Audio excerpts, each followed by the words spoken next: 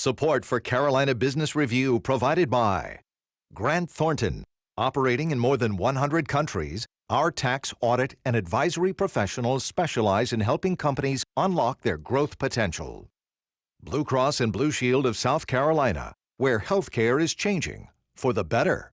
Find out how at ahealthysc.tv. And by Sunoco, a global manufacturer of consumer and industrial packaging products and provider of packaging services, with more than 300 operations in 35 countries. Well, in almost all cases and in almost all organizations, for-profit and not, government and private, it is the chief executive that sets the tone as the spokesperson that represents the culture of the group to the world, and rightly so. But if you really want to see what's going on behind the scenes and get a grasp clinically on a company or the organization, then talk to the person that is responsible for balancing its books, for writing its checks, for auditing revenue against expense. It is the CFO or the Chief Financial Officer in many cases that directly is responsible for the risk an organization takes on. On this CBR, the CFOs, if you will, of North and South Carolina, we will ask the Honorable Janet Cowell and the Honorable Curtis Loftis how they see these many contemporary policy issues that challenge our region. In a moment, the Carolinas keepers of the public purse. Major funding also by Novant Health, bringing you world-class technology, clinicians, and care when and where you need it. The Duke Endowment, a private foundation enriching communities in the Carolinas through higher education, healthcare, rural churches, and children's services. And by Blue Cross and Blue Shield of North Carolina. Who's responsible for rising healthcare costs? Join us and many others in a candid discussion at letstalkcost.com. This edition of Carolina Business Review was recorded July 19th, 2013. On this week's program, Janet Cowell, State Treasurer of North Carolina, and Curtis Loftis Jr., State Treasurer of South Carolina. Now, Chris William. Welcome to our program. Happy summer, and good to have you both here, Your Honors. Thank you for joining us. This is kind of unique. We've never had you two together. We like each other. We It's do. fun to be another treasurer. Another treasurer. Yeah. You have someone that understands what That's you both right. go through. That's right. You know, which is interesting, what you both go through. Here, we hear so many, Treasurer Cowell, we hear so many debates about policy, about balancing budgets, about revenue sources, about what's right, and especially in North Carolina. And Mr. Loftis, we're going to give you a chance to wade in here because South Carolina is not too far behind tax reform in North Carolina.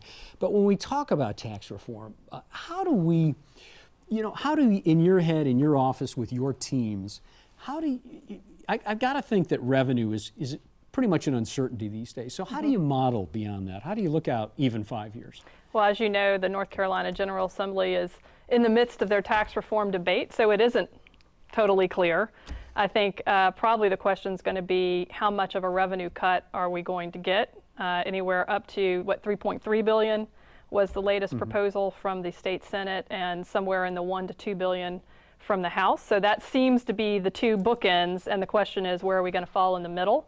And then the question, of course, is do they want to engage in more debt? I think it's still a pretty debt-averse crowd as well. So I think it's pretty clear that North Carolina is going to have more constrained revenues going forward. The question is just how much. Let me stay with you for a second here, Madam Treasurer. So when North Carolina is debating this real, and I think it's fair to say this is at minimum a secular, a change in the DNA of how North Carolina raises revenue from year to year. Does a chill go down your spine to think, we're stepping into something really new here. We need to go slowly. We need to have more debate. What goes on in your head? Well, I've been a huge advocate for tax modernization because we do have an outmoded tax structure. We've got a jalopy. We need a Honda Civic. We need something modern. But that they have to balance that with stability. And obviously just having the debate can create some instability. With fairness, so if we do cut those revenue streams, where do they fall? What services get cut? Who benefits?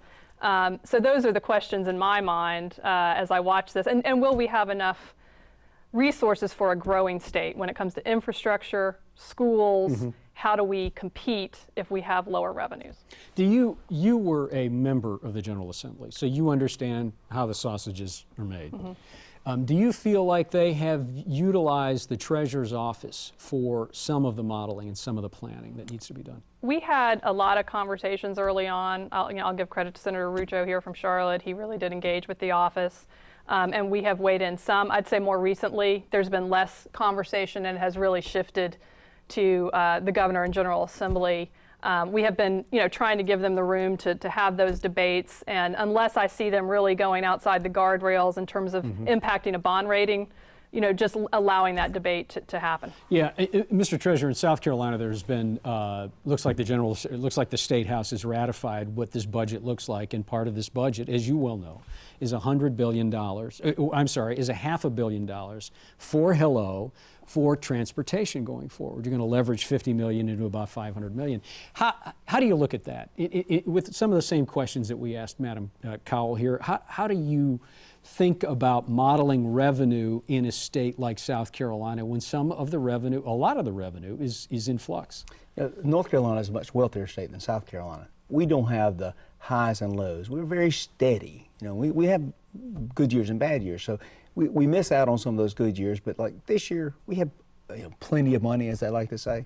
We counseled against that bond bill. We thought that the infrastructure ought to have specialized revenue streams. It shouldn't come from the general fund. General Assembly thought otherwise, and they've done it. We were drowning in infrastructure problems like all states. So this sounds like a lot of money. It's not that much money, and we're going to have to come back next year. As far as tax reform, we're not doing a lot there. There was a little not very serious attempt last year. We're going to an election year. It's 10 and a half months now from the primary. So I don't think any hard work's going to get done between now and then. So when you watch tax reform in the Tar Heel state, do you think any of that will have like a contagion effect in South Carolina politics when it comes to tax reform? I hope so. We elected a lot of new folks. Like I was new. The governor's new. When we start our second terms, I think you'll see some freedom. The governor can only have 2 terms. I can have as many as the folks will have me. But I think she'll really start looking at it. And she likes she's an accountant by trade, so she understands a lot of these issues. I think she'd like to have a good fighting chance at it. Election year is just not the time. What do you think, CFOs, I think that's fairly accurate to say, but when you look at your states, when you look at what goes on, and not just public debt and not just revenue, but you got to be thinking about risk a whole lot. What do you think are the pieces of risk that are not being talked about as much? What keeps you up at night? Well, of course, we have one of the largest pension funds in the country. It's over $80 billion. And you think about the enormity of that pot of money and the impact it can have on the stability of your economics, the state. And so interest rate risk, North Carolina has always been. And explain what that is, Madam. Yeah, because so we have a large amount of money in bonds in North Carolina. And in the past, that was a good thing. That has served our state well. We are one of the best funded pension plans in the country. But I was talking to Hugh McCall yesterday. I had the good fortune of just talking to him. And I said, I don't think folks realize when you have 35% in bonds and interest rates are rising. Over the past 2 months, we've had an investment bill sitting in the House. They haven't acted on it. We have lost over $1 billion in fixed income in that time period. Now, we couldn't have averted all of those losses because it takes time to move, but I'm trying to convince folks that risk, what used to be a low-risk investment is now an extremely high-risk investment, and it's bearing down on us like a freight train, and we really need the flexibility to move this money, put it in something that's less risky and has a higher return so that retirement security, I can keep retirement security. So $1 billion off of an $80 billion pension fund, it's certainly a meaningful amount. Is that, some people will say, yeah, but it's interest rate risk and a lot of that's already weeded out. Do you think there's a lot more to come on that risk? That's the tip of the iceberg, because we all know interest rates have nowhere to go but up.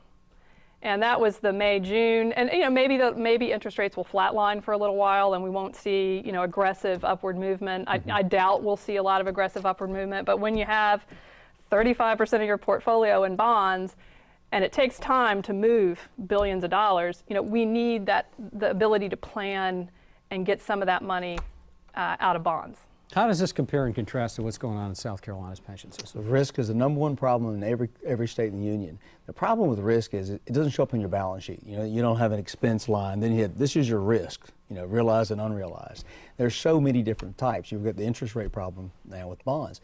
But when you move to alternatives, you have a different set of problems. If you're, you know, heavy in equities now, you have a different set of problems. And as I move further and further into this, being my first term, risk is one of those unexplainable, unquantified problems that we have. And then you can go from plan to plan, see different ways how it's managed. You know, we try to hedge our risk. We have a significant alternative allocation, far greater than y'all's. I mean, what percentage? Well, we're well over 40%. That's hedged? Yes, there's alternative investments, and we're actually about higher. 24%. Yeah, and we're actually higher than that. What's happening now is the states that are way out on the edge, we started just redefining things. You know, things that were alternatives yesterday are traditionals now. Right. So it's a little bit of game, which I think is a mistake. I like alternative investments.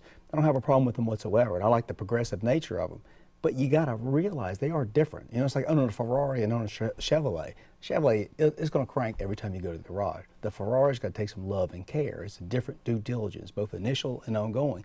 Different reporting, different mechanism to manage them. So while they're very helpful, there's a lot of risk there. We trail the S&P and our peers every single year. Now, their retort is, well, we're going to lose less money in the downturn. Well, this year, had we just made the average return of our peers, we would have made an extra $450 million. We're leaving that on the table this year. Last year was about $150 million on the table. And what's the shortfall in South Carolina? $15.2 billion. $15.2 billion in a small state like South Carolina. And this is one of those areas where they throw the debt out there and the average person doesn't know the debt's there. Janet, you were on CNBC recently, and you said that you'd really like to change the allocation formula to allow you to be more flexible and to maybe avert some of the fixed income risk that you talked about. Aren't you worried at all, though, if you try to take more risk with alternative investments or hedging it somehow, that you're going to end up adding more risk to the portfolio and you're reaching for return, and you still have the same issue that maybe it's not interest rate risk, but it's another risk that you haven't quantified? Yeah, it's a great question. And you know, every individual investor out there is grappling with the same thing. When the risk-free rate is, you know, less than 1%, how do you make a return without taking on too much risk? I think for us, we see some good growth prospects that have lower risk than bonds and stocks in things like real estate, you know, distressed real estate, credit. We do direct lending where banks can't lend in Europe. You know, we can lend in Europe, and that is high growth but fairly low risk. So I think North Carolina, we have been conservative. There's no way we're going to go way out on the risk curve, but we are saying you look at the current interest rates, the math does not work to have 35% of your investments making less than 1% and try to make 7.25%. We can lower that return.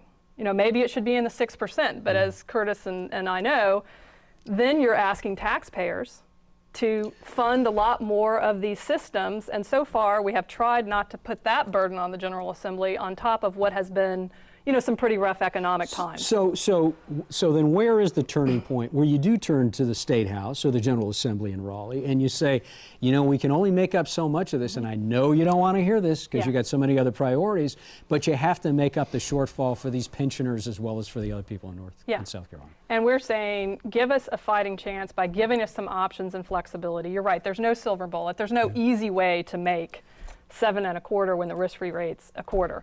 But at least if you give us flexibility, we have a fighting chance to get close to that. And over time, we think the economy will recover and we'll get higher growth rates. But and my simple definition of risk for viewers is just not having enough money to retire. And that's for the individual or for a pension, not having enough money to pay the bills at some point way down the road.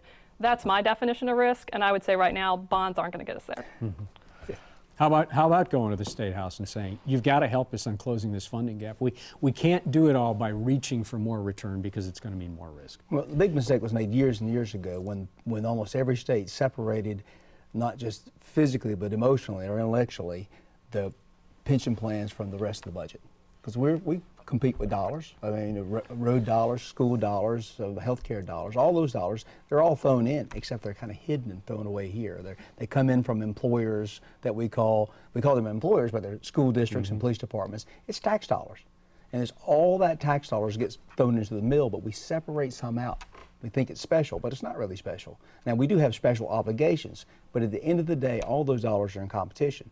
So now that we've done that, we're stuck with these two pies. And I think at some point, especially after quantitative easing is over, when the interest rates do make the flip, I think we're all going to be in real trouble. We've had this equities bubble, and no matter what we're doing, I think we're all going to be running the State House at some point. You know, let's talk about a couple of other big dynamics.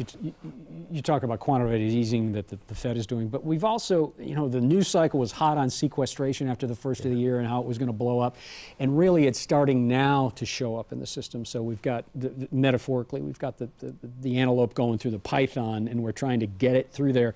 So how are you planning for sequestration cuts? How are you planning for a possible another round of BRAC, the base realignment and closing? I mean, how do you factor all of that in?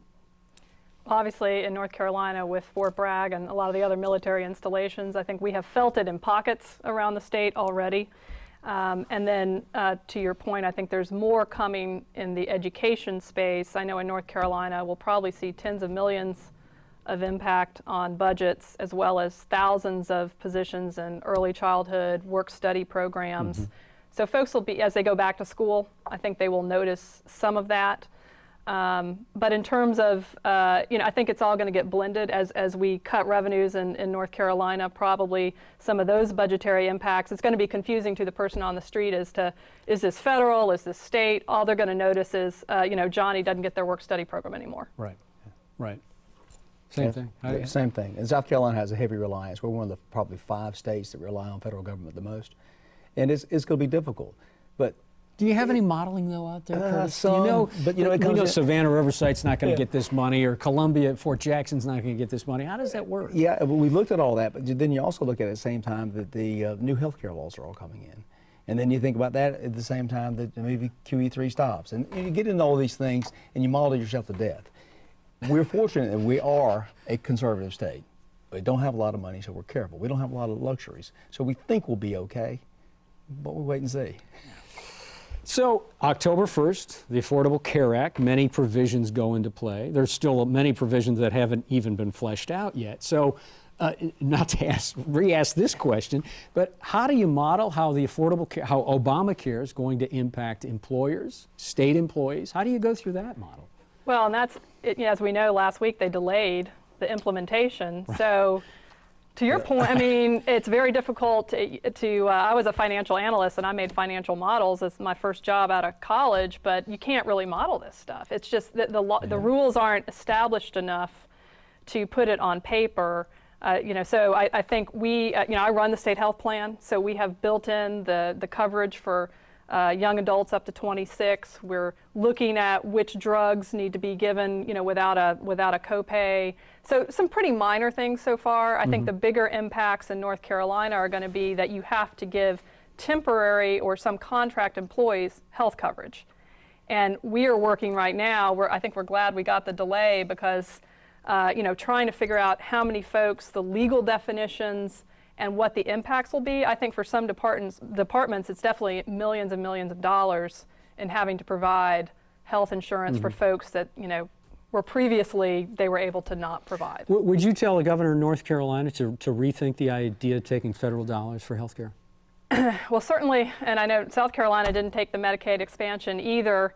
I mean, there are real fiscal impacts of that, and obviously Medicaid has, I think, you know, Governor McCrory has pointed to Medicaid every time we've had to make cuts in other programs and said that is taking money. We did turn down a lot of federal dollars. So certainly we're going to be feeling the impacts as we pass this budget of making that decision, but obviously there's politics and you know, other decisions that go into that. So it's a tough job being governor. Oh, tough job being treasurer. It is. But it is one of those things that I am glad I'm not the governor right now. We'll let Nikki worry about that. Right now, does that mean, is that code for something? Oh, no, that was a poor choice of words. I think there are lots of things. You know, we're finance folks, so we're talking about finance. But there's more than that. There's the shifts that are coming from Washington in governance. And the economy itself. We're changing as a nation, and it's just not picked up in the numbers. You know, I'm personally involved in hiring a very important job at the office, and I'm looking at the resumes. They are completely a different set of people that you would expect to have. Is that bad or good? It's just different. And I think that the bean counters are not looking at how many wives or husbands of doctors and lawyers are stopping working, and they're never going to work again. Mm-hmm. You know, they used to have great jobs. They're the stereotypical doctor and their wife is a psychiatrist or a psychologist or a teacher. Those people are just getting out of the workforce. We see it all the time. And if you have a part-time job that requires some degree, you would believe those people who want a part-time job. It's just the culture is changing. We're not going to be as rich in the future. I don't blame this on the present administration or the last administration. The world is changing. We had our hopes on globalization. We had our hopes that Brazil and the pigs and the BRICS and all those guys will come along and be just fantastic. And these things just aren't really panning out. You know, are they? They aren't. We're changing as a culture. We're having more college kids aspire to go home, and they're remodeling the downstairs of their parents' houses, and they're going to live there when they get married. You know, kind of a pre-1900s or a European type of thing.